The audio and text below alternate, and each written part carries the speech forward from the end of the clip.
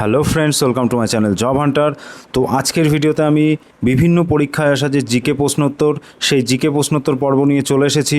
এবং এই random GK সিরিজের ক্লাস 1-এ আমি 50টা এমন জিকে প্রশ্নোত্তর তোমাদের সঙ্গে আলোচনা করব, যেগুলো বিগত বিভিন্ন পরীক্ষায়, তুমি WBCS বলো, SSC বলো, WBP বলো, ঠিক আছে, PSC বলো, এই সমস্ত পরীক্ষায় যে প্রশ্নগুলো এসছে সেই প্রশ্নগুলো থেকে বাছাই করা যে জিকেগুলো, সেই জিকেগুলো তোমাদের জন্য নিয়ে এসেছি। তো চলো ভিডিওটা শুরু করা যাক। আর তোমরা ভিডিওটা পুরোটা দেখো, আর যদি ভালো লাগে ভিডিওটা তাহলে তোমরা একটা লাইক করে দেবে। আর যারা নতুন রয়েছে তোমরা চ্যানেলটিকে সাবস্ক্রাইব করে রাখতে পারো জব রিলেটেড যে কোনো ইনফরমেশান। এছাড়া ওয়েস্ট বেঙ্গল পুলিশের বিভিন্ন পরীক্ষার যে ইয়ার কোশ্চেন সিরিজ সেটা পেতে, এছাড়া সুবীর দাসের যে ম্যাথ বুক সলিউশন রয়েছে সেই ম্যাথ বুক সলিউশন পেতে তোমরা চ্যানেলটিকে সাবস্ক্রাইব করে রাখতে পারো। তো চলো শুরু করা যাক। 1 নম্বর কোশ্চেন কী বলছে দেখো, সত্যমেব জয়তে ভারতীয় কোন গ্রন্থ থেকে নেওয়া হয়েছে? তো এটা নেওয়া হয়েছে মুন্ডক উপনিষদ থেকে। 2 নম্বর কোশ্চেন দেখো, গুজরাটে অবস্থিত হরপ্পা সভ্যতার কেন্দ্রটির নাম কি? তো হরপ্পা সভ্যতার যে কেন্দ্রটা গুজরাটে অবস্থিত তার নাম হচ্ছে লোথাল।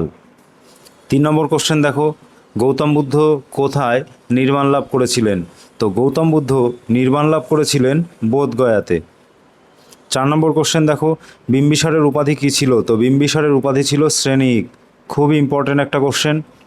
নেক্সট দেখো 5 নম্বর, বঙ্গভঙ্গের সাথে যুক্ত গভর্নর জেনারেলের নাম? তো বঙ্গভঙ্গের সাথে যুক্ত গভর্নর জেনারেলের নাম হচ্ছে লর্ড কার্জন। লর্ড কার্জন এখানে অ্যান্সার হয়ে যাবে। 6 নম্বর কোশ্চেন দেখো, সত্যার্থ প্রকাশ গ্রন্থের রচয়িতা কে? তো সত্যার্থ প্রকাশ গ্রন্থের রচয়িতা স্বামী দয়ানন্দ সরস্বতী। 7 নম্বর দেখো, ভারতের নেপোলিয়ান কাকে বলা হয়? তো এক্ষেত্রে অ্যান্সার হয়ে যাবে সমুদ্রগুপ্ত। 8 নম্বর কোশ্চেন দেখো, ক্যাপ্টেন হকিন্স কোন শাসকের রাজদরবারে এসেছিলেন? তো এক্ষেত্রে অ্যান্সার হয়ে যাবে তিনি জাহাঙ্গীরের রাজদরবারে এসেছিলেন। 9 নম্বর দেখো, ঔরঙ্গজেব কত সালে মৃত্যুবরণ করেন? তো ঔরঙ্গজেব মৃত্যুবরণ করেন 1707 সালে। 10 নম্বর কোশ্চেন দেখো, রানী ভিক্টোরিয়া কবে ভারত সাম্রাজ্ঞী উপাধি গ্রহণ করেন? তো এটার অ্যান্সার হয়ে যাবে 1877 সাল। 11 নম্বর কোশ্চেন দেখো, তুলসীদাস কার সমসাময়িক? তো তুলসীদাস হয়ে যাবে এক্ষেত্রে আকবরের সমসাময়িক। 12 নম্বর দেখো, সিন্ধু সভ্যতার নামকরণ কে করেছিলেন? তো এক্ষেত্রে অ্যান্সার হয়ে যাবে জন মার্শাল। 13 নম্বর কোশ্চেন দেখো, গৌতম বুদ্ধের ঘোড়ার নাম? তো গৌতম বুদ্ধের ঘোড়ার নাম ছিল কণ্টক। আর এই যে প্রশ্ন উত্তর পর্বটা চলছে, এইখানে যে প্রশ্নগুলো আমি তোমাদের প্রোভাইড করছি সব প্রশ্নই কিন্তু বিগত বিভিন্ন পরীক্ষায় কোনো না কোনো পরীক্ষায় কিন্তু এসছে। এইরকম প্রশ্নই কিন্তু আমি তোমাদের এই যে ভিডিওর মাধ্যমে তুলে ধরার চেষ্টা করছি। তো নেক্সট দেখো 14 নম্বর কোশ্চেন কি বলছে দেখো, প্রথম একরাট উপাধি কে গ্রহণ করেছিলেন? তো মহাপদ্মনন্দ হচ্ছেন প্রথম সম্রাট যিনি একরাট উপাধি গ্রহণ করেছিলেন। 15 নম্বর দেখো, পাটলিপুত্র নগরটি কে প্রতিষ্ঠা করে? তো পাটলিপুত্র নগরটি প্রতিষ্ঠা করা হচ্ছে উদয়ভদ্র। 16 নম্বর দেখো, লাইফ ডিভাইন গ্রন্থটির লেখক কে ছিলেন? তো লাইফ ডিভাইন গ্রন্থটির লেখক ঋষি অরবিন্দ ঘোষ। 17 নম্বর দেখো, সিন্ধু সভ্যতা কবে আবিষ্কৃত হয়? তো সিন্ধু সভ্যতা আবিষ্কৃত হয় 1922 সালে। 18 নম্বর কোশ্চেন দেখো, শেষ জৈন তীর্থঙ্কর কে ছিলেন? তো শেষ জৈন তীর্থঙ্কর ছিলেন মহাবীর। 19 নম্বর কোশ্চেন দেখো, মেগাস্তিনিস কার দূত হয়ে ভারতে আসেন? তো মেগাস্তিনিস সেলুকাসের দূত হয়ে ভারতে এসেছিলেন। 20 নম্বর কোশ্চেন দেখো, সরকারি উপাধি কে গ্রহণ করেন? তো সরকারি উপাধি গ্রহণ করেন দ্বিতীয় চন্দ্রগুপ্ত। 21 নম্বর কোশ্চেন দেখো, সিপাহী বিদ্রোহের প্রথম শহীদ কাকে বলা হয়? তো সিপাহী বিদ্রোহের প্রথম শহীদ ছিলেন মঙ্গল পাণ্ডে। 22 নম্বর কোশ্চেন দেখো, কত সালে সুভাষচন্দ্র বসু কংগ্রেসের সভাপতি পদ থেকে পদত্যাগ করেন? তো 1939 এখানে অ্যান্সার হয়ে যাবে। 23 নম্বর কোশ্চেন দেখো, আর্যরা প্রথম কোথায় বসবাস শুরু করে? তো আর্যরা প্রথমে পাঞ্জাবে বসবাস শুরু করে। 24 নম্বর কোশ্চেন দেখো, কোণারকের বিখ্যাত সূর্য মন্দির কে নির্মাণ করেন? তো এক্ষেত্রে অ্যান্সার হয়ে যাবে প্রথম নরসিংহ বর্মন বা প্রথম নরসিংহ। 25 নম্বর কোশ্চেন দেখো, ভারতের কোন রাজা প্রথম আলেকজান্ডারের বশ্যতা স্বীকার করেন? তো আলেকজান্ডারের বশ্যতা প্রথম স্বীকার করে সেটা হচ্ছে রাজা অম্বি। 26 নম্বর কোশ্চেন দেখো, গান্ধীজি হিন্দ স্বরাজ লিখেছিলেন? তো গান্ধীজি কখন হিন্দ স্বরাজ লিখেছিলেন? সেটা হচ্ছে ইংল্যান্ড থেকে ভারত যাত্রায় নৌজাহাজে। ইংল্যান্ড থেকে ভারত যাত্রাকালে তিনি নৌজাহাজে এই যে হিন্দ স্বরাজ, সেই হিন্দ স্বরাজ লিখেছিলেন কে? গান্ধীজি। 27 নম্বর কোশ্চেন দেখো, ভারতীয় সংবিধানের কোন ধারায় সর্বপ্রকার অস্পৃশ্যতার অবলুপ্তি ঘটানো হয়েছে? তো এটা হয়ে যাবে আর্টিকেল 17 অর্থাৎ 17 নম্বর ধারায় ভারতীয় সংবিধানে যে কোনো প্রকার বা সর্বপ্রকার অস্পৃশ্যতার অবলুপ্তি ঘটানো হয়েছে। 28 নম্বর কোশ্চেন দেখো, ভারতীয় সংবিধানের কোন ধারায় নাগরিকদের বাক স্বাধীনতার অধিকার অলঙ্ঘনীয় করা হয়েছে? তো এটা অ্যান্সার হয়ে যাবে 19 নম্বর ধারায়। 29 নম্বর কোশ্চেন দেখো, তকভি বলতে কি বোঝায়? তো তকভি হচ্ছে এক ধরনের কৃষি ঋণ। 30 নম্বর কোশ্চেন দেখো, ভারত যখন স্বাধীন হয় তখন কে কংগ্রেসের সভাপতি ছিলেন? তো ভারত যখন স্বাধীন হয় তখন কংগ্রেসের সভাপতি ছিলেন জে.বি. কৃপালিনী। 31 নম্বর কোশ্চেন দেখো, রঞ্জিত সিংহ কোন মিশনের নেতা ছিলেন? তো রঞ্জিত সিংহ ছিলেন সুকার চাকিয়া মিশনের নেতা। 32 নম্বর কোশ্চেন দেখো, কে অনুশীলন সমিতি সংগঠিত করেছিলেন? তো ক্ষেত্রে অ্যান্সার হয়ে যাবে প্রমথনাথ মিত্র। ইনি কি করেছিল? অনুশীলন সমিতি সংগঠিত করেছিল। 33 নম্বর কোশ্চেন দেখো, সৌরশক্তির উৎস কি?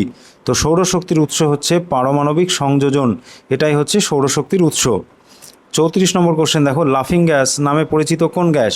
তো এক্ষেত্রে অ্যান্সার হয়ে যাবে নাইট্রাস অক্সাইডকে বলা হয় লাফিং গ্যাস। 35 নম্বর কোশ্চেন দেখো, 1984 সালে যে ভোপাল দুর্ঘটনায় কোন গ্যাস নির্গত হয়েছিল? তো এই যে 1984 সালে যে ভোপাল দুর্ঘটনা হয়েছিল, এখান থেকে নির্গত হয়েছিল মিথাইল আইসোসায়ানাইড। আবার বলছি, মিথাইল আইসোসায়ানাইড। 36 নম্বর কোশ্চেন দেখো, ওজোন স্তরের ক্ষয়ের জন্য কোনটি দায়ী? তো ওজোন স্তরের ক্ষয়ের জন্য দায়ী ক্লোরোফ্লুরোকার্বন। এই ক্লোরোফ্লুরোকার্বনের জন্য ওজোন স্তরের ক্ষতি হয়। 37 নম্বর কোশ্চেন দেখো, প্লাস্টিক শিল্পে ব্যবহৃত পিভিসি শব্দটির অর্থ কী? তো পিভিসি এই শব্দটির অর্থ হচ্ছে পলিভিনাইল ক্লোরাইড। 38 নম্বর কোশ্চেন দেখো, বিশ্ব উপভোক্তা দিবস, অনেকবার পরীক্ষায় সেই কোশ্চেনটা। তো বিশ্ব উপভোক্তা দিবস কোন দিন পালিত হয়? সেটা পালিত হয় 15ই মার্চ। 39 নম্বর কোশ্চেন দেখো, কবে কার নেতৃত্বে ইন্ডিয়ান ন্যাশনাল আর্মি আনুষ্ঠানিকভাবে গঠিত হয়েছিল? তো এটার অ্যান্সার হয়ে যাবে ক্যাপ্টেন মোহন সিংয়ের নেতৃত্বে গঠিত হয়েছিল এবং সেটা হয়েছিল 1942 সালে। 40 নম্বর কোশ্চেন দেখো, হরপ্পার কোন অঞ্চল ধান চাষের সঙ্গে যুক্ত? অর্থাৎ হরপ্পার কোথায় ধান চাষের প্রমাণ পাওয়া যায়? তো এটার অ্যান্সার হয়ে যাবে কালীবঙ্গান। 41 নম্বর কোশ্চেন দেখো, ইন্ডিয়ান ইন্ডিপেন্ডেন্স লীগ এর প্রতিষ্ঠাতা কে? তো ইন্ডিয়ান ইন্ডিপেন্ডেন্স লীগের প্রতিষ্ঠাতা রাসবিহারী বসু। নেক্সট দেখো 42 নম্বর কোশ্চেন, পৃথিবীর নিরক্ষীয় অঞ্চল থেকে কোনো বস্তুকে মেরু অঞ্চলের দিকে নিয়ে গেলে বস্তুটির কেমন পরিবর্তন হবে? তো বস্তুটির ওজন কী হবে? বস্তুটির ওজন বেড়ে যাবে। 43 নম্বর দেখো, ইনকলাব জিন্দাবাদ স্লোগানটি কে দিয়েছিলেন? তো এক্ষেত্রে অ্যান্সার হয়ে যাবে ভগৎ সিং। 44 নম্বর কোশ্চেন দেখো, ভারতের জাতীয় কংগ্রেসের প্রথম মহিলা সভাপতি কে ছিলেন? তো ভারতের জাতীয় কংগ্রেসের প্রথম মহিলা সভাপতি ছিলেন অ্যানি বেসান্ত। ইনি একজন বিদেশিনী ছিলেন এবং যদি ভারতীয় বলা হয় তাহলে কিন্তু হয়ে যাবে সরোজিনী নাইডু। 45 নম্বর কোশ্চেন দেখো, কে স্বরাজ্য দলের সভাপতি ছিলেন? তো স্বরাজ্য দলের সভাপতি ছিলেন সি.আর. দাস। 46 নম্বর কোশ্চেন দেখো, পিটের ভারত শাসন আইন কোন সালে প্রণীত হয়? তো এটার অ্যান্সার হয়ে যাবে 1784 সালে পিটের ভারত শাসন আইন প্রণীত হয়। 47 নম্বর কোশ্চেন দেখো, হিন্দু বিধবা পুনর্বিবাহ আইন কবে প্রণীত হয়? তো হিন্দু বিবাহ পুনর্বিবাহ আইন 1856 সালে প্রণীত হয়। 48 নম্বর কোশ্চেন দেখো, প্রাকৃতিক নির্বাচন তত্ত্বের প্রবক্তা কে? চার্লস ডারউইন প্রাকৃতিক নির্বাচন তত্ত্বের প্রবক্তা। 49 নম্বর কোশ্চেন দেখো, কোন বছরে ভারতের রাজধানী কলকাতা থেকে দিল্লিতে স্থানান্তরিত হয়? বহুবার এই কোশ্চেনটা কিন্তু পরীক্ষায় এসছে, তো অ্যান্সার হয়ে যাবে 1911। 50 নম্বর কোশ্চেন এবং আজকের ভিডিও শেষ কোশ্চেন, ভারতের রেল ব্যবস্থার প্রবর্তন কে ঘটান? তো ভারতের রেল ব্যবস্থার প্রবর্তন ঘটান লর্ড ডালহৌসি। তো এই আমি যে র্যান্ডম জিকে সিরিজ, সেই র্যান্ডম জিকে সিরিজ অর্থাৎ প্রথম 50টা বিগত বিভিন্ন পরীক্ষায় আসা কোশ্চেন থেকে আমি বেছে বেছে এই সিরিজটা তৈরি করেছি। তো কোশ্চেনগুলো তোমরা ভালো করে পড়বে, তাহলে কি ডব্লিউবিপি এবং কেপিকে টার্গেট রেখেই আমি এই যে জিকে সিরিজ সেটা বানিয়েছি। তো ডব্লিউবিপি এবং কেপিতে 25-এ 20+ যদি স্কোর তোমাকে করতে হয় জিকেতে, তাহলে কিন্তু এই ভিডিওটা খুবই গুরুত্বপূর্ণ হবে তোমাদের জন্য। এছাড়া যারা নতুন রয়েছে তোমরা চ্যানেলটিকে সাবস্ক্রাইব করে রাখতে পারো, আর ভিডিওটা ভালো লাগলে তোমরা একটা লাইক করে দেবে, আর তোমাদের কোনো জিজ্ঞাসা থাকলে সেটাও তোমরা কমেন্ট করে জানাতে পারো। এছাড়া তোমরা সুবীর দাসের টোটাল যে কম্পিটিটিভ চ্যালেঞ্জারের ম্যাথ বুক সলিউশন সেটা পেতে তোমরা এই চ্যানেলটিকে সাবস্ক্রাইব করে রাখতে পারো। তো আশা করি তোমরা ভালো আছো, তোমাদের প্রিপারেশান ভালোভাবে চালিয়ে যাও। তো আজকের ভিডিও এখানেই শেষ করছি।